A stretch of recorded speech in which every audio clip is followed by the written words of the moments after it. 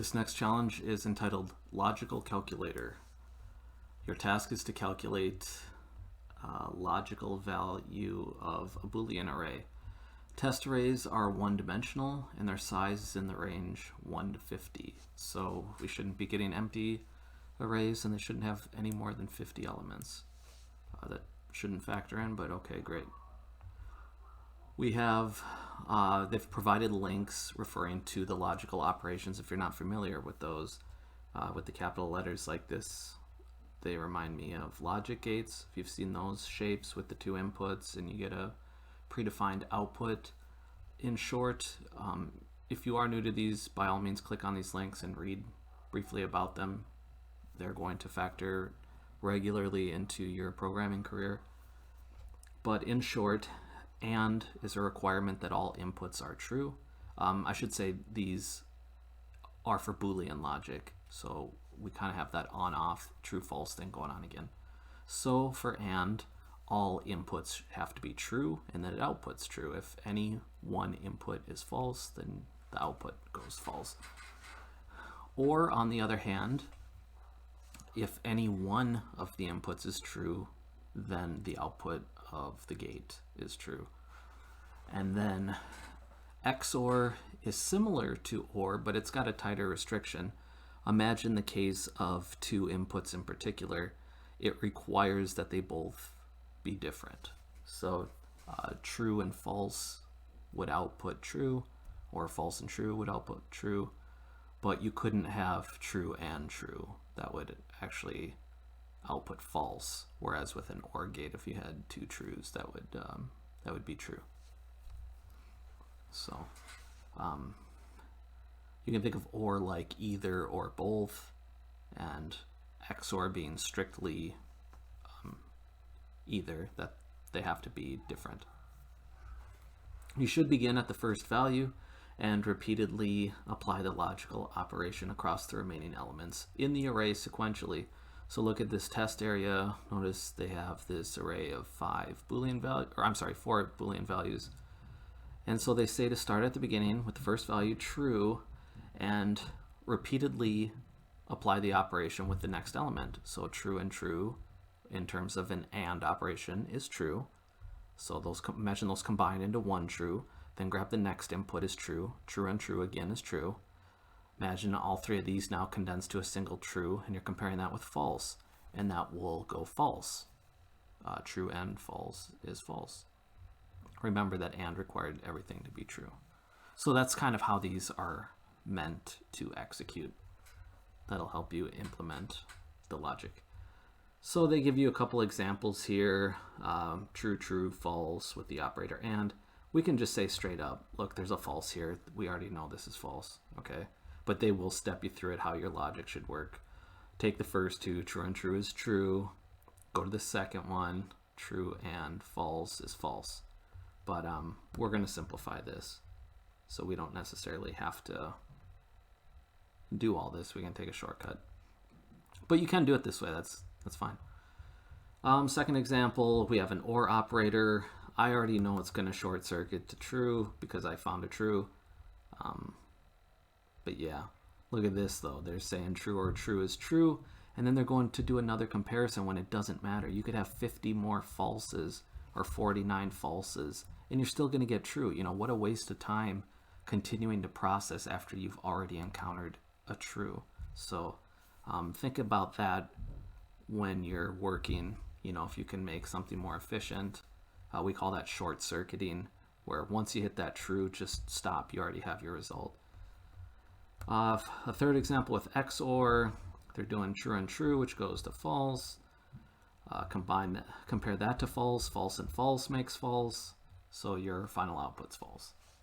Hopefully that's clear. I know it sounds like a mouthful when you're saying all these true falses. Our input, the Boolean array, and then, so this is going to be a collection with all true or false values, and then a string with the operator's name. And if I were in control of this, I would make an enumeration for this, or maybe you've heard it called an enum, but they're making the rules, so I'm going to use these string values. We'll get to enums in another challenge, I'm sure of it. And then the output's the Boolean result. So with that, we'll head over.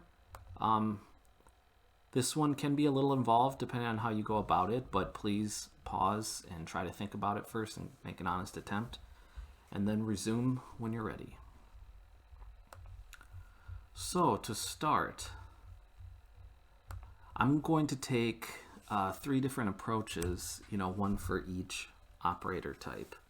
So before I even get to that, I'm going to make a collection of the supported operators. And I'm sure for their tests, they only pass supported values, but if you want to do real programming, you can't count on that. So let's make a string array. I'll call mine ops. And we'll say new string array. There's 3 of them, right? We know.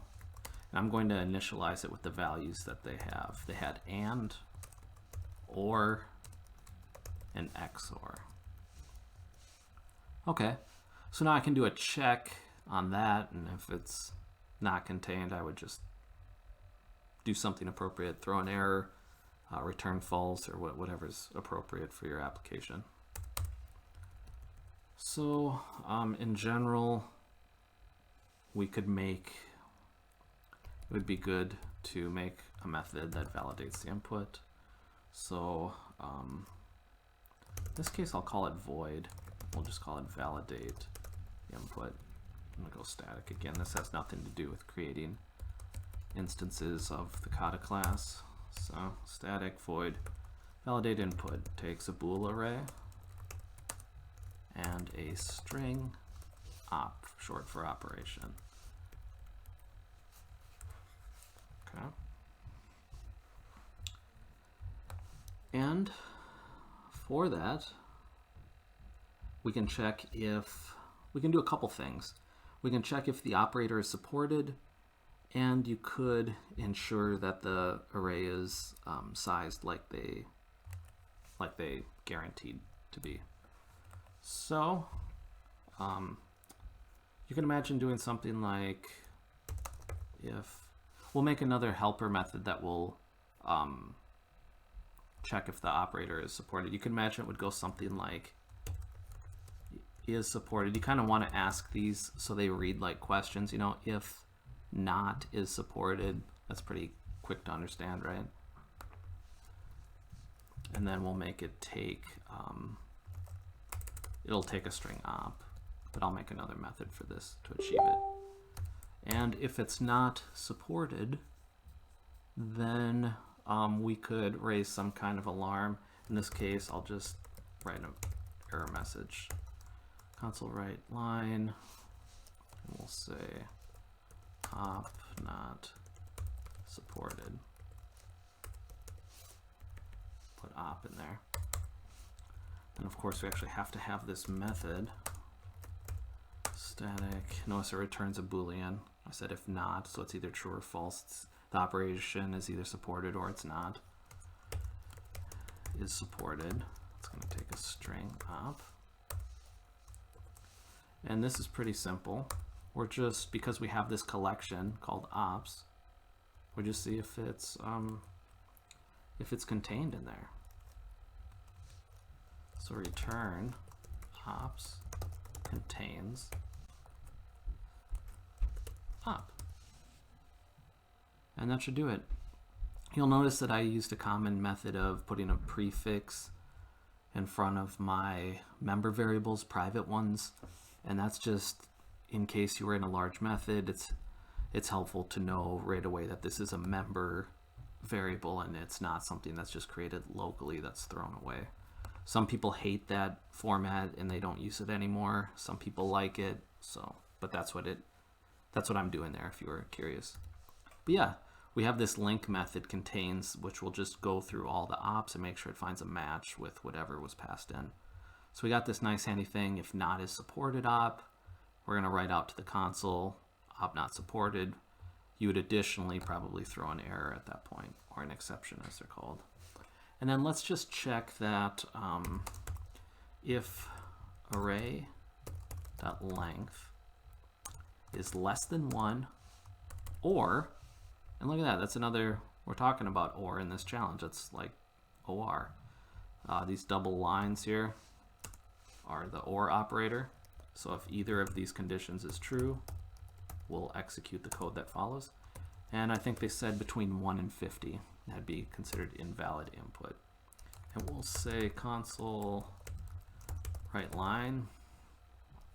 We could say invalid array length passed in. And say array, grab the length from it. And so this is pretty cool. We got this input validation. You could add any other kind of checks you wanted. And then from our main method, I can simply say, you know what, to start, let's just make sure that everything's on the up and up here. And I like to do this all the time. Just make sure everything is how you expect it to be. So that's good. And then eventually here, you know, before we get ahead, I should bring in the link library and using system, right? Because we're doing console right line. Console's not our class. We're bringing that from somewhere else, from the system class. And then we used contains. So let me bring in system.link, and we'll do some other link methods too, so that'll be helpful. Okay, at that point, we've got clean input here. So now I'm going to approach a problem very differently depending on the operation. So I'm going to have something like if op equals and, you know, do this. Why don't we just say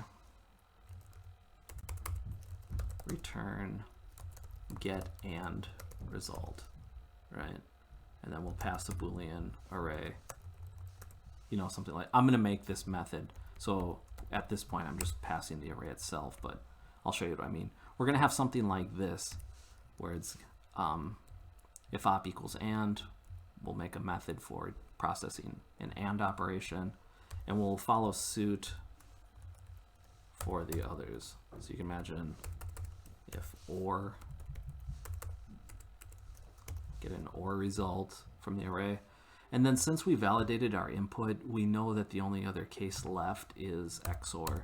If something else had been passed in, it would have already blown up here. So I'm not going to even add the if check that op equals Xor, you know what I mean? We're clear at this point. So then at this point, I'll just say return get Xor result, we'll call it. Feel free to name these however you like.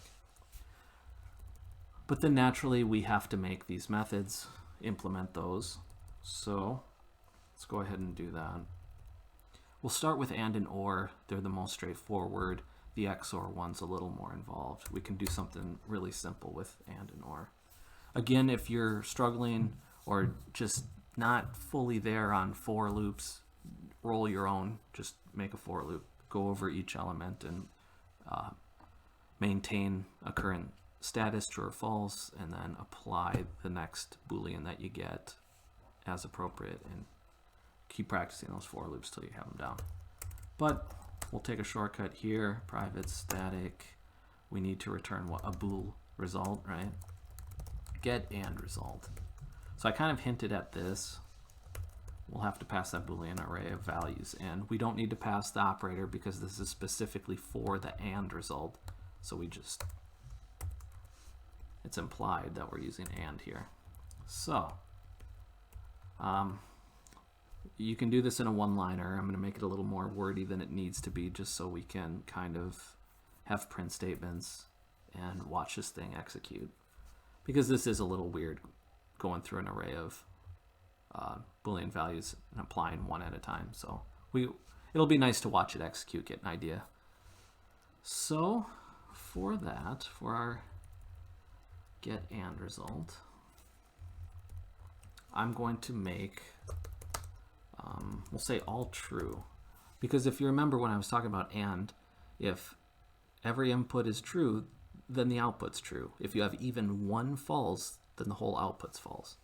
So this determines it for me. If I can find out that everything's true, I'm good. I'm going to return true. Otherwise, I'm going to return false. So the array class is an enumerable. We've talked about those before. It implements the IEnumerable interface, so we can use some of those link methods that we've seen already. We're going to use one that we haven't looked at yet in this series, but it's very handy in this case, and it's simply called all. And it will go through your collection and make sure that all elements match a value that you specify. So if you remember that we pass these methods lambda functions often where they have a predicate. In this case, we're dealing with Booleans, and a Boolean is a predicate. So I'm going to do something really simple here. I'll use B as shorthand for a Boolean as my parameter. Each element in the array is a Boolean. And then I'm simply going to return the element itself. I don't have to process it. I'm just return it as is. It's a predicate. So this is going to go through, and if everything is true, all true will be true. So that's really nice and what we want. Then I'm going to make a little print statement here so we can see it. And console write line, let's put returning and result. I'll put all true in there so we can see. We'll say return all true. Now in production, you could just say return array.all. You could just say return this. You don't need all this other stuff, but I'm just trying to make it accessible and clear, easy to follow. So there we go. I think we're good on and there. That's pretty nice, right? We don't have to make a loop and think about comparing all the elements. We just kind of offload this thing. And if you didn't believe me, you could go into the Microsoft Docs, check out under Enumerable Methods. Here's all right here. So determines whether all elements of a sequence satisfy a condition. And yeah, check the examples until that feels comfortable for you. So I'll head back, and then OR is going to basically work the same way. In fact, I'll copy this, paste it. Remember we called that one get OR result. And then in this case, I don't need all of them to be true. Remember for OR, if even one of them is true and you have 49 false and 1 true, the output's still true. And then it's the same if I had 5 of them true or 11 of them true. It doesn't matter. So really in this case, all I care about if any is true. If any are true, then do that. And if you happen to see when I was back at the doc page, or maybe you can offer a guess, any will do it in this case. So again, if any of these Booleans are true, then we have any true. Notice that we renamed the variable here, so let's do that. This is for OR, not AND. And then return any true. One shortcoming of coding in the browser like this is that you don't get kind of the indications that you would in Visual Studio or another IDE. They would put a little squiggly line under variables that weren't in scope. So in this case, I have to do the test, and then it blows up and tells me, and then I figure it out. So, but this is nice because you don't have to download Visual Studio or anything. You can code right from your browser. So it's a bit of a trade-off.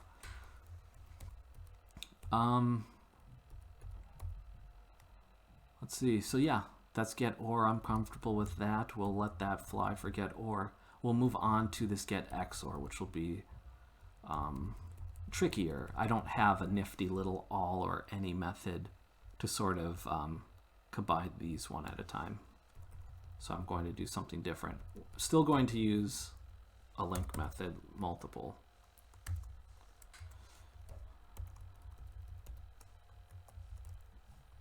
Okay, and we'll call this one get XOR like we did before.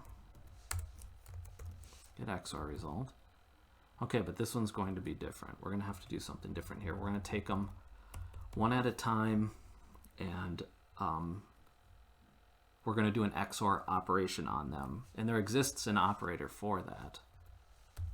I'll show you. Probably use that. There's this caret operator is a logical Xor operator, kind of like how I use those double bars for or above, and there's double ampersand for and. There's also bitwise logical ones where you just use the single symbol like I'm doing here. So that would be what that is. So you can see XOR, or, and. And I'm going to use that to apply the XOR operation at each stage. Now, for this, I'm going to use a very generalized and handy link method called Aggregate. And it's sort of, it performs an operation that you define, and it maintains kind of a running variable. So you could think that it could be used as a way to add numbers, right? You could aggregate numbers. You could keep adding a value that you calculated or found each time, and then just imagine that it's keeping a sum total that it adds to every time. So you're not losing that information. It persists and it grows until you've gone over the whole collection. So I'm going to do something like that, but instead of adding, we'll be doing exclusive OR. So let's say bool, call it the answer, or maybe I'll say result, turn result, and then we'll have turning XOR result, which we soon to be calling result. Now, how do I do this? You will want to go to Aggregate and read a bit about this. Okay, it's so generalized that it can be hard to think about at first. So in this case, I would say to go to the examples and look, and I think it becomes a lot more clear. You can see it applies an accumulator function over a sequence. That's what we want. The specified seed value, this is kind of like that running sum, is used as the initial accumulator value, and the specified function is used to select the result value. So yeah, pretty general, right? Like, might not be clear. How do we do anything with that? You go down, you can see they're trying to find longest name. They've got this collection of fruits. They're starting with this is the bar, so to speak, banana, and then the longest variable would store the longest found yet, and then next would point to the next element in the collection.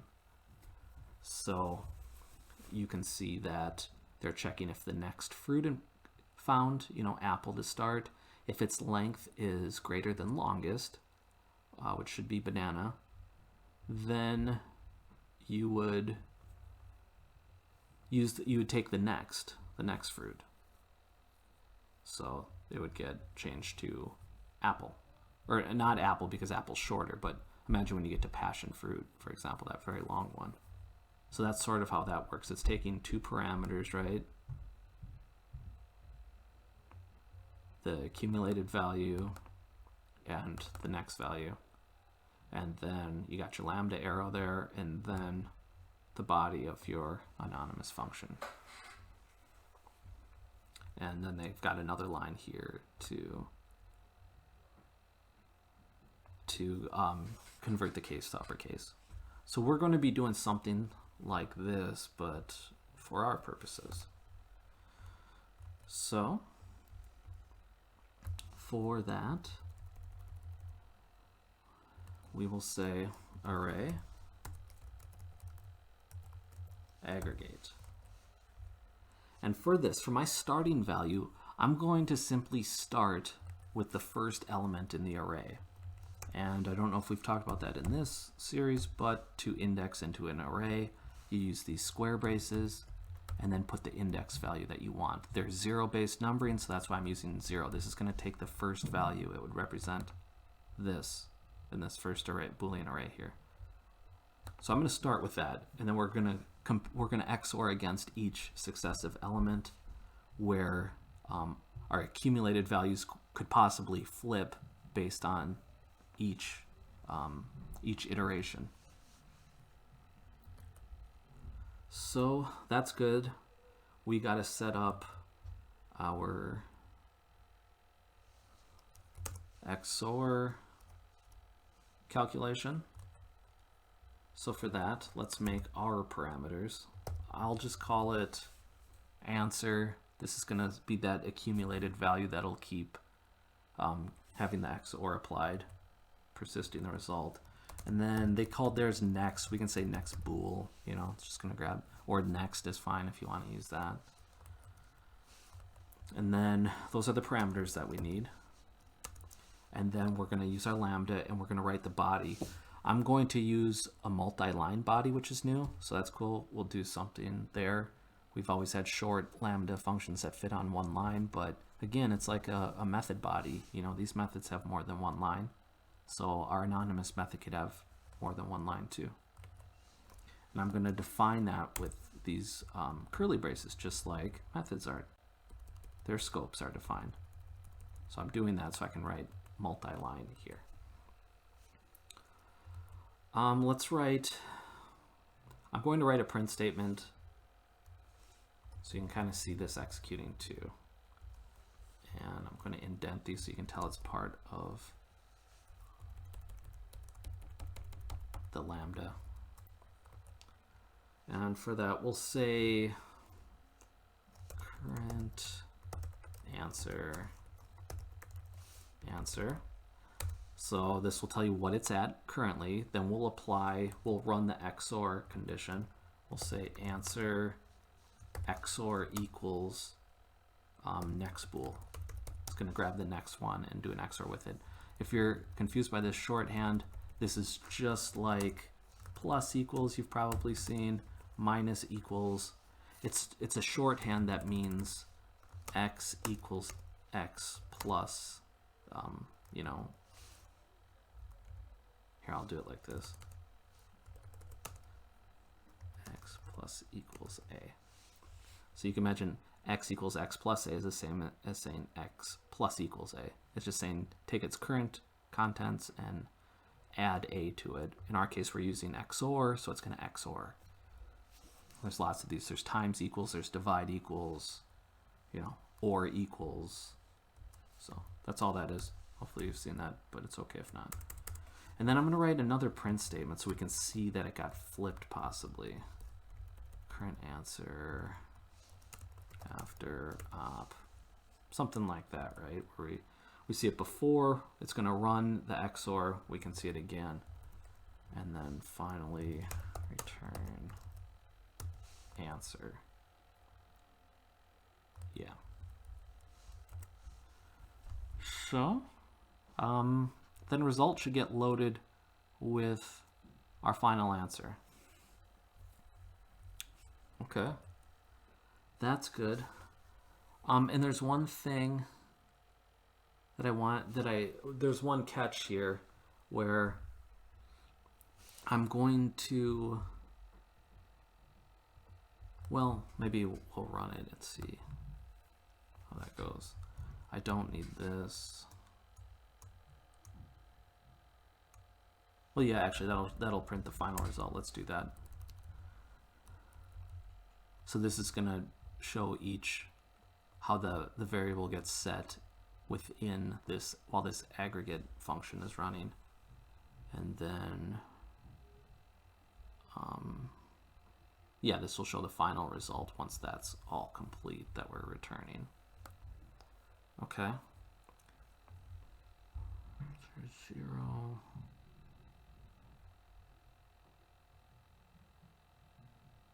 And there was a problem with this. I knew there's something off. That I didn't want the array, the first element, to be called on itself.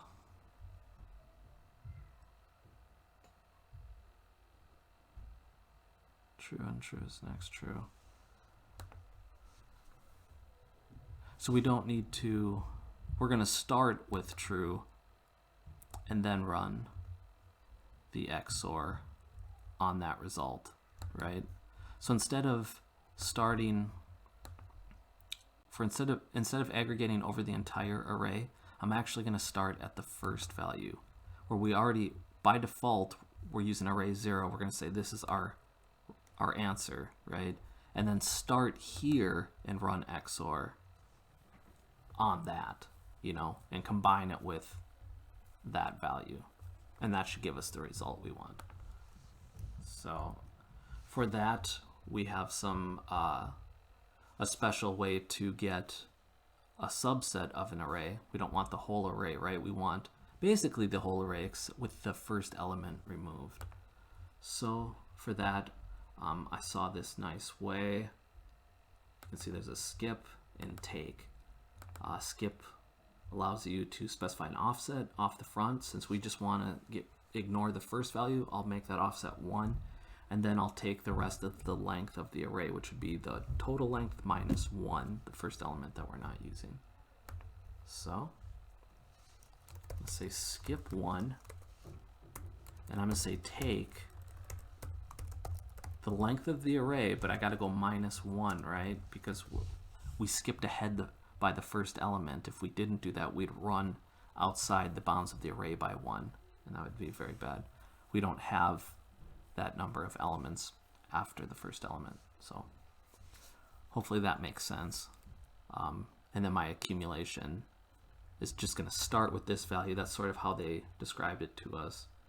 And then apply subsequent values. So I think this works out for us. And again, you could also look up skip. You should be able to find those on skip. See, you can find those on the doc pages as well if you'd like some more information. And then, yeah, so that was Xor. That one, see, it's definitely more complicated than the other two. But we've got a full implementation there. And so I think we're ready to run.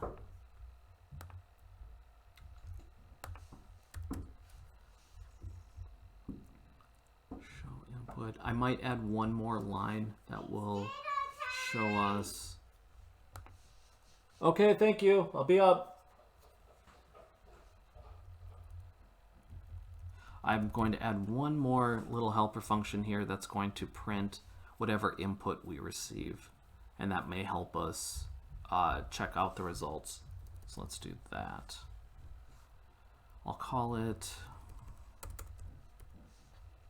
and again, we can get a little more real estate here. Private static void, what should we call it? Probably, I don't know, show input or something like that. Show input. Let's see, bool array, string op. Okay. I'll say console write line, printing parameters. And then we'll go through the array. We'll also print for each bool b in array, console line, bool equals b, sure. And then copy that one. We can say op. And we had multiple tests there. So this will just kind of show us which one of these we're on in case one blows up. So yeah, we've got that. And so I guess I could do it before. We'll validate the input first. The validate input shouldn't cause any trouble. Show input array op. Okay. So yeah, those are our phases there. give it a run.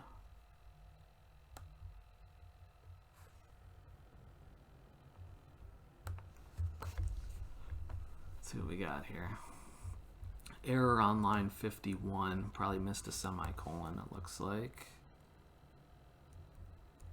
Yep, sure did. Gotta terminate with a semicolon. Okay, let's expand. We passed, but let's expand and see if we can kind of see this thing operating. So printing parameters, you got bool is true, true, true, false. That matches this first one. You see the operators and, so that looks good. Returning result, the and result is false. That's what we would expect in this case. I mean, it's green, so they're all right. That's good. But this kind of gives you a visual. You can make sure you got your input right. See, it's returning the right thing. Normally what I do too, this is kind of painful on the eyes. We could, where's that show input? Here we go. One thing you can do, we haven't talked about this here, I can add a tab there to sort of indent, and then you know you're in the same test. So I can do that. I'll add one there. Just notice it's one of these \t. The T is for tab, but there are other escape sequences. You can make new lines and stuff like that. Just Google escape sequence if you want to learn some more. But that / is a special character. So if I test again, probably look a little bit better.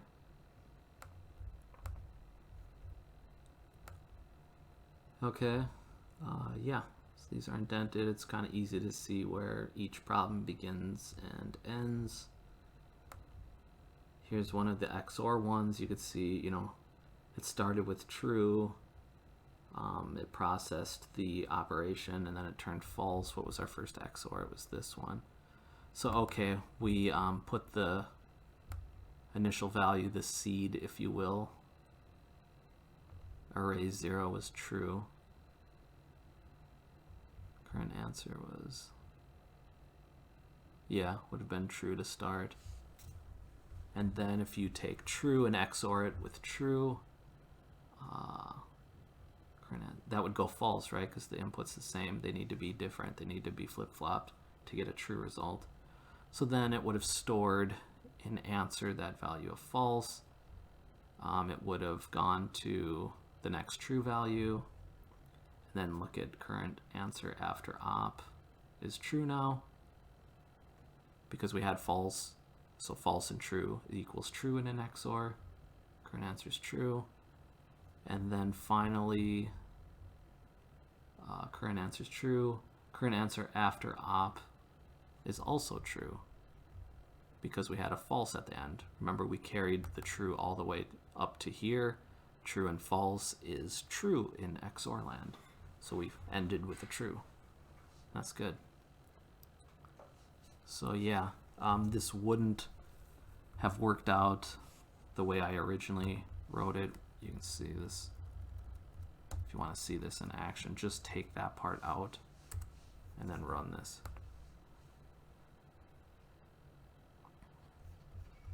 And you can see, right, like everything's, it passes a couple tests and it fails when it got to the XOR result. And you can go through checking the input there, you know, the current answer, it started at true. And then, yeah, that's where this one went haywire. It starts with true because we take array 0, but then when you go to aggregate, the first element it finds is, again, this true. So it kind of throws everything off. It's like you're running an XOR on 2 copies of the first element. And that's where this one goes haywire. So that's why you needed the other stuff where we skipped that first element, right? And then we're not running an XOR on 2 copies of that. So yeah, that's right. It's a little confusing when you step through all these true falses in the XOR. So apologies there, but hopefully that's clear why you need that bit. We don't want to process the input multiple times. So yeah, we'll test that again. We're good. Let's run the larger attempt. Hopefully still good. Yeah, still passed all the tests. And then take time to refactor, comment your solution. Definitely a lot of garbage here with these print statements. We would not include those as hopefully you appreciated those when we were stepping through the Xor example. The first time I did it, I didn't think to take the skip and take bit here. So I was getting some weird results. It was like, why isn't this not working? And then finally, when I added the print statement, you could see it's like, hey, wait a second, this is not how I expect it to be processing. And that led me to trying to skip the first element. So yeah, those statements were helpful, and that's kind of the best we have when coding from our browser. When you're in the IDE like Visual Studio, you can actually step through execution, execute one line of code at a time, and it's a lot more powerful. So this is just nice because you can follow along. But yeah, when you're doing real coding, you'll have all those tools at your disposal. So let's get rid of this. And really, we don't even need this temporary variables anymore. You can just say return that whole thing. Same for the and or. Let's just get rid of this. It's a lot of noise, but it helped us, you know, nothing bad. I'm sure we'd be fine submitting it with all that in, but just trying to do the right thing here.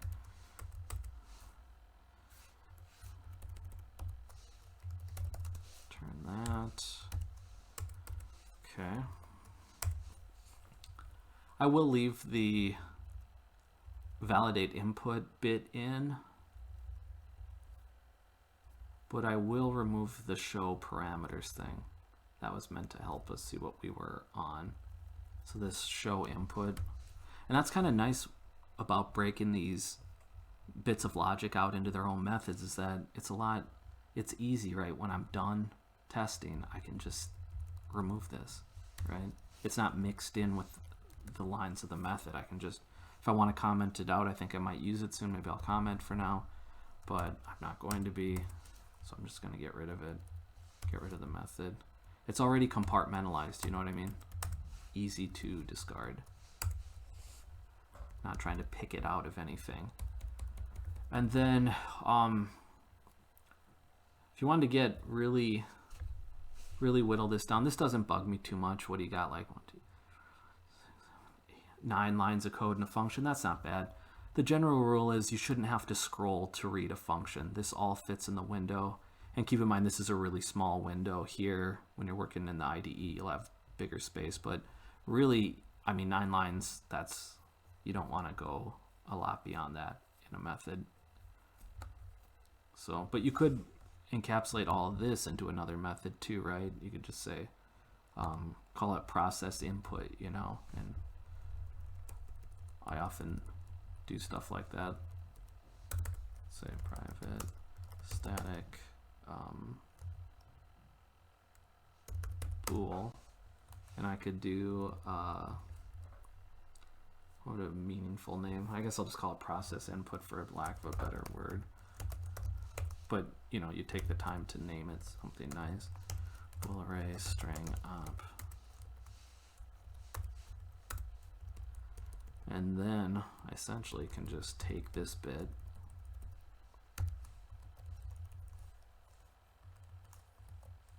put it in there. God, their indentation is so terrible on here. Okay. I can do this and validate your input, process it. Done. Look at that. You know, you think about all the work we did, and right here you essentially whittled it down to just 2 lines, and that's nice. Reads well, easy to understand, and you sort of follow it to get a little bit more details at each stage. You know, I'd go into this, okay, you know, I just look at this public method and it's very high level, very general, and it's like, well, I wonder how they process that input.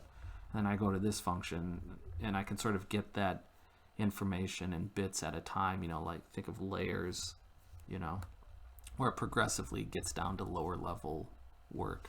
That's a really nice way to design things. So yeah, you didn't have to do that. Just if I can get methods down to just a few lines.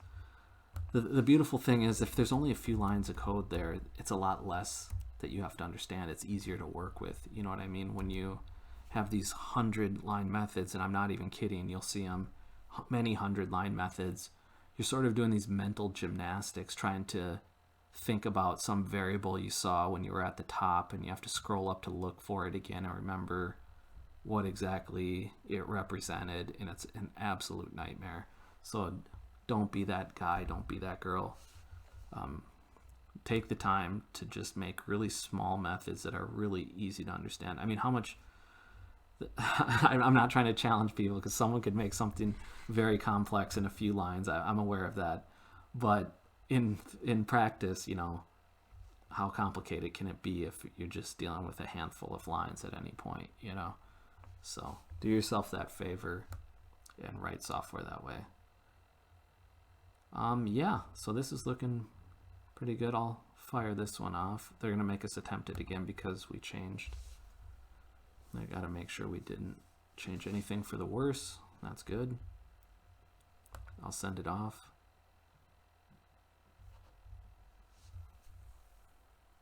And yeah, there you have it. Go ahead and check out the other solutions. Oh, that was nice. Look at this one. It was a lot simpler than I made it. There you go. That's a good one.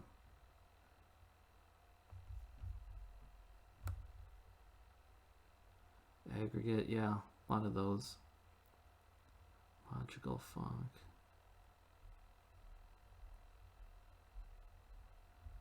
So yeah, lots of these with aggregate. It was as simple as just taking X, Y. They used a different version of it where it wasn't seeded, and that's probably where I went wrong. I shouldn't have used that overload. But yeah, definitely, that's how it goes, right? Like you should, if you can make it simpler, do it, you know. That's good. I like that. So, if nothing else, you got to see skip and take too. But yeah, it didn't have to be as complicated as that. So that's good. Good to know. Hit me up as usual with questions. Otherwise, we'll head on to the next challenge. Thanks.